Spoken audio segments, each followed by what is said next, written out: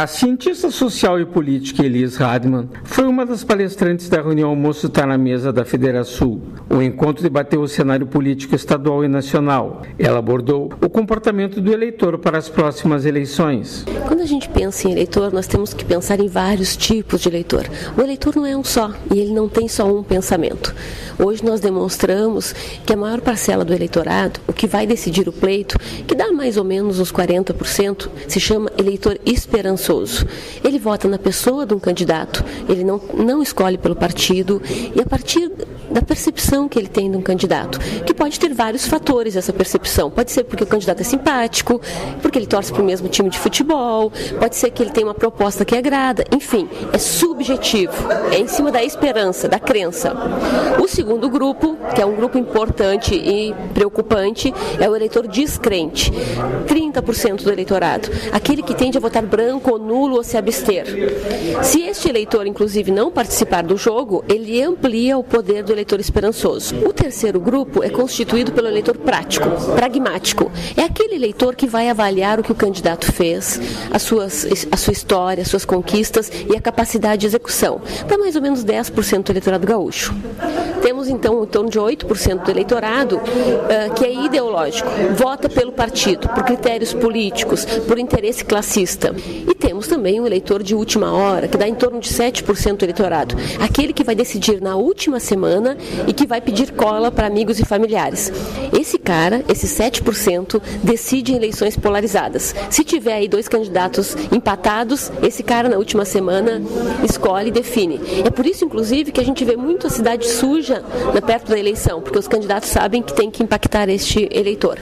E um grupinho menor, de 1,5% dos gaúchos, é o eleitor clientelista, aquele que declara que só vota se ganhar algo. Ele declaradamente assume esta posição.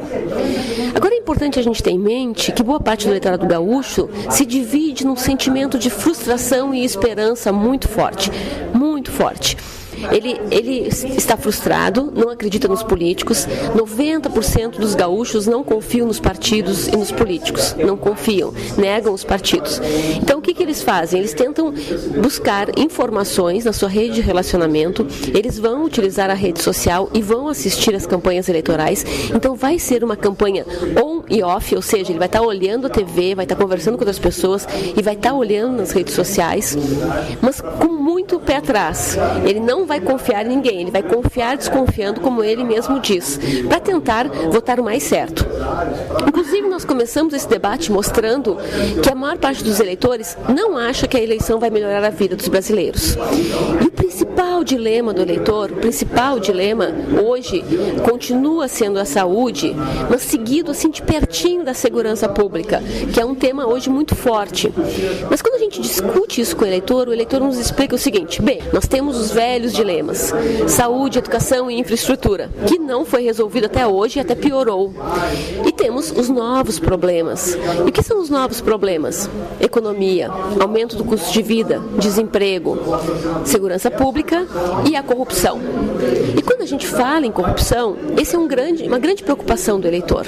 O eleitor quer um candidato que seja honesto, que represente a seriedade. Ele está farto de todas as notícias que ele assiste ao longo deste período na Lava Jato. Ele se sente enganado, ele se sente traído e isso explica bastante a frustração dele. Elis Radman, é mito ou verdade que o gaúcho é politizado? Bem, é mais mito do que verdade. Boa parte dos eleitores, e eu mostrei aqui na Federação, não participa de entidades de classe, não participa de partidos políticos e não participa de nenhum tipo de ação voluntária. Ou seja, mais de 85% dos gaúchos não faz nada pelo coletivo. E, inclusive, nós temos o seguinte problema: a internet, as redes sociais, elas têm ampliado o individualismo. Cada vez mais as pessoas estão se preocupando consigo mesmo e menos com os outros. Num contexto de politização, as pessoas têm uma consciência mais coletiva, um sentimento de comunidade e uma identidade. Ou seja, vamos dar um exemplo no que eu estou querendo dizer. Imagine aí a cidade que está me ouvindo. Se a cidade tem uma grande demanda, como uma duplicação de uma rodovia, conclusão de uma rodovia, de um hospital, ela tem que votar em candidatos que defendam essa pauta para a cidade. E muitas cidades, sabe o que acontece? É uma pulverização de candidatos de fora e votos em candidatos que nunca nem apareceram na cidade e nem conhece as metas da cidade. Então, a consciência coletiva, ela tem uma relação direta com o sentimento da comunidade. Elis Radman, as pessoas em geral comentam sobre programas de governo, mas na verdade eles não servem para ganhar voto. Né? A maior parte das pessoas não consulta os programas de governo e não leva em consideração isso para o voto. Existe uma distância muito grande desse tema, mas é um tema muito importante. Os eleitores deveriam ver as plataformas dos candidatos e votar em cima dessas plataformas. A impressão que eu tenho é que os programas de governo são mais utilizados para perder voto, com os adversários tentando pegar alguma contradição do candidato. É que o eleitor hoje, ele diz o seguinte, ele não confia mais nas promessas de campanha, porque elas não são executadas. A maior parte dos políticos não cumpre o que promete.